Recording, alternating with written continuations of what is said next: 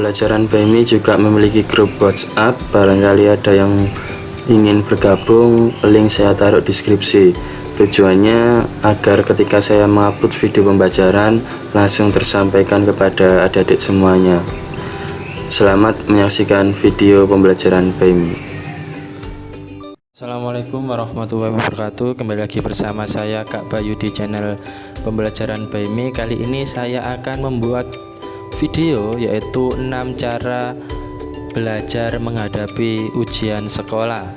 Nah, sebentar lagi kalian akan menghadapi ujian sekolah. Kemudian tahun depan bagi kelas akhir akan ada ujian nasional sesuai dengan pengumuman yang disampaikan oleh Pak Menteri terbaru ya. Jadi ini saya rangkum 6 cara belajar menghadapi ujian sekolah. Simak terus videonya, jangan di skip.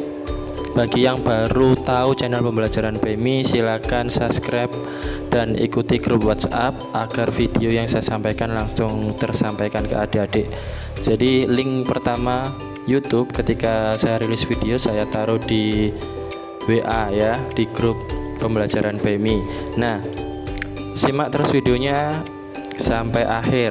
Yang pertama, tentu saja kalau kalian akan ujian atau akan menghadapi ujian itu jauh-jauh hari kita harus membuat jadwal pembelajaran. Rencanakan waktu belajar yang cukup setiap hari. Bagilah materi pembelajaran menjadi bagian-bagian yang lebih kecil dan tetapkan target harian. Jadi yang harus kita lakukan sebelum menghadapi ujian sekolah itu kita harus membuat jadwal belajar. Kemudian yang kedua yaitu pahami materi. Pastikan kamu memahami konsep dasar sebelum beralih ke materi yang lebih sulit. Gunakan berbagai sumber seperti buku teks, catatan kelas, atau buku pembelajaran yang dapat kamu baca di perpus, kemudian buku paket yang diberikan Bapak Ibu guru di kelas. Nah, itu silakan dipelajari. Tentu saja konsep dasar harus dipahami terlebih dahulu sebelum menginjak materi yang lebih sulit. Yang ketiga yaitu latihan soal. Kerjakan soal-soal latihan dari tahun-tahun sebelumnya. Ikuti ujian simulasi untuk mengukur kemampuan.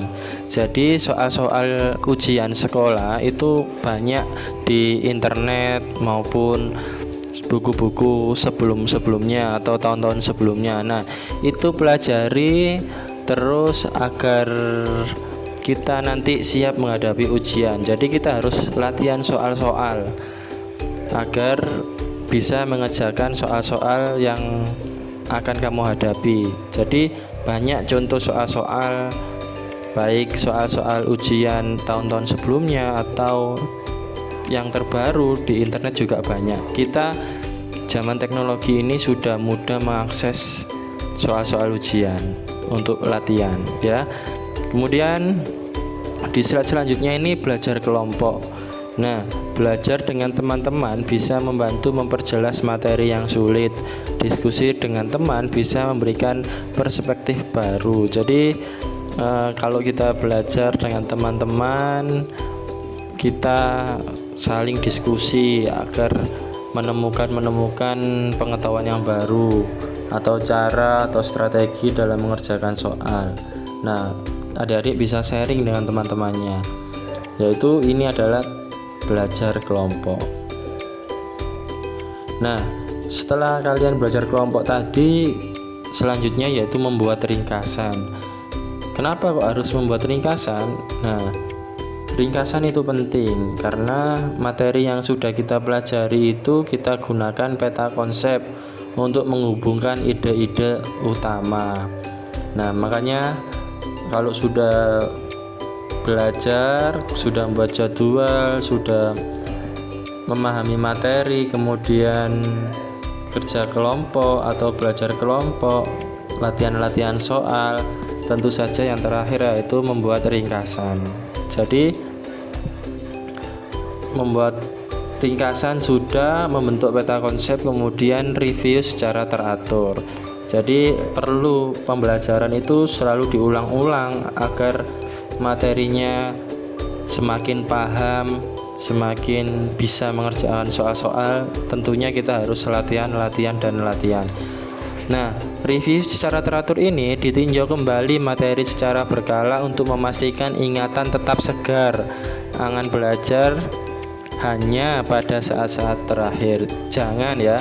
Pokoknya kalau kalian mau menghadapi ujian, jangan sekali-sekali malamnya belajar, paginya ujian. Nah, itu akan mempersulit ketika kita mengerjakan soal-soal ujian. Nah, itu saja yang dapat Kak Bayu sampaikan. Semoga liburan kita hari ini, di hari-hari libur Senin, Selasa, Rabu, kita bisa menyempatkan video pembelajaran BMI ini dengan judul 6 cara menghadapi ujian. Nah, itu saja yang dapat Kak Bayu sampaikan. Kurang lebihnya mohon maaf. Assalamualaikum warahmatullahi wabarakatuh.